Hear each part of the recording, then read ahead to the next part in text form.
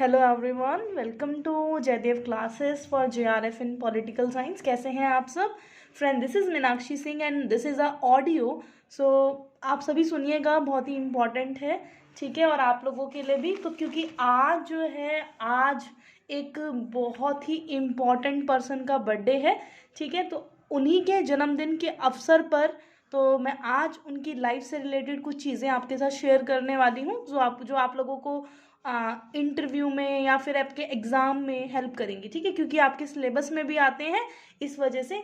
तो बिहार के सिताब दियारा में उनका जन्म हुआ था। देश भर के युवाओं को उन्होंने संपूर्ण क्रांति की राह दिखाई थी। टोटल रेवोल्यूशन के जनक माने जाते हैं।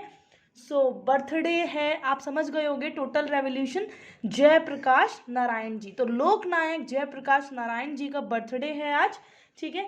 तो आज हम लोग कुछ दिलचस्प बातें उनसे रिलेटेड ध्यान रख लेते हैं, ठीक है। मैं आज आप लोगों को बताने वाली हूँ, तो आप सभी ध्यान रखिएगा।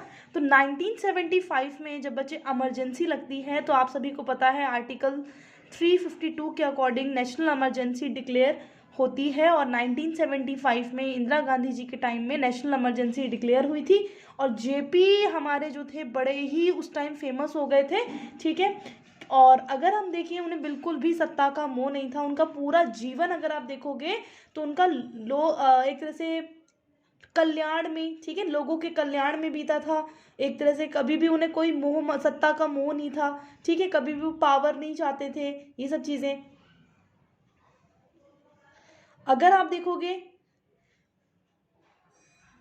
अगस्त क्रांति की उन्होंने कमाल संभाली थी, ठीक है। अगस्त क्रांति क्या थी? तो असल में जेपी विशेषताओं के हिमालय थे। उन्होंने अपने अध्ययन के लिए अमेरिका को चुना। 7 साल अमेरिका में रहकर पढ़ाई की थी और इसी प्रेरणा और उन्हें स्वामी सत्यदेव परिव्राजक से मिली। उसी समय ज़्यादातर छात्र लंदन पढ़ने जाते थे। अमेरिका में उन्होंने ऊंची शिक्षा ली और जब वहाँ से लौटे तब मार्क्सवादी प्रभाव में थे। अपनी पत्नी प्रभावती की वजह से गांधी जी के संपर्क में आए। 1929 के लाहौर कांग्रेस अधिवेशन, जो लाहौर कांग्रेस अधिवेशन हुआ था फ्रेंड्स 1929 में, तो जो कि वर्धा से लाहौर गांधी जी के साथ ही पहुंचे थे। तो कांग्रेस ने पूर्ण स्वराज का संकल्प लिया और पंडित नेहरू के संपर्क में भी आए। जो काशी हिंदू विश्वविद्यालय के प्रोफेसर बनने का मौका इन्होंने ठुकरा दिया था, सोचो, ठीक है। काशी हिंदू विश्वविद्यालय उस वक्त इतना फेमस हुआ करता था और प्रोफेसर बनने का इन्होंने मौका ठुकराया था। और कांग्रेस के दफ्तर से लेकर रिसर्च ब्यूरो का काम संभाला। और कुछ वर्षों के बाद कांग्रेस सोशलिस्ट पार्टी बनाई, ठीक है। ये आप लोगों के एग्जाम में अभी आया था। तो जयप्रकाश नारायण, लोकनायक जयप्रकाश नारायण ने एक तरह से अपनी खुद की पार्टी जो बनाई थी वो थी कांग्रेस सोशलिस्ट पार्टी। स्वाधीनता संग्राम की क्रांति की राह पर चले, फिर नायक बने। 1942 जो भारत छोड़ो आंदोलन, ठीक है, ज्यादातर बड़े नेता उससे जुड़े हुए थे। तो जेपी उससे पहले ही बंदी जीवन बिता रहे थे, आप सभी को पता है, उन्हें जेल में बंद कर लिया जाता है। जब देखा कि अगस्त क्रांति की आग ठंडी पड़ रही है, तो हजारीबाग जेल की ऊंची दीवार पार करके बाहर आए और अगस्त क्रांति की इन्होंने कमान एक तरह से संभाली थी। तो ये चीज ध्यान रखिएगा। आखिरकार इन्हें 11 अप्रैल 1946 को जेल से रिहा कर दिया गया, ठीक है। तो उनके लिए 21 अप्रैल 1946 को पटना के गांधी मैदान में सभा हुई और इतिहास में अमिट है वो भी एक तरह से, ठीक है, लिखी हुई है। तो ये सब चीज़ें ध्यान रखना।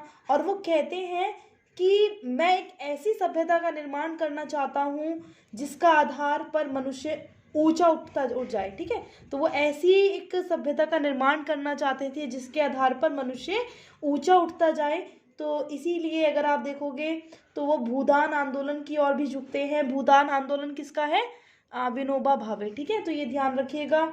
और अगर आप देखोगे तो सच्चे लोकतंत्र पर उन्होंने बल दिया, ट्रू डेमोक्रेसी पर बल दिया था, ठीक है। और भारतीय राज्य व्यवस्था की पुनर्संरचना पर उन्होंने जोर दिया, ठीक है, ये ध्यान रखिएगा। पंचायत राज प्रणाली की राह जेपी ने दिखाई थी, उस पर भारत सरकार के चलने पर विचार किया, ठीक है, ये भी ध्यान रखिएगा। आखिरकार जब 73rd और 74th कॉन्स्टिट्यूशनल अमेंडमेंट होता है, तो 24 अप्रैल 1993 में जिला मध्यवर्ती और ग्राम स्तर की पंचायत बनाने का रास्ता साफ हुआ। तो एक तरह से अगर आप देखोगे तो ये सब जो था, ये सब भारत सरकार ने पहला कदम माना जाता है जेपी की राह का, कि जयप्रकाश नारायण ने ये राह दिखाई थी। ठीक है, तो ये चीज ध्यान रखिएगा।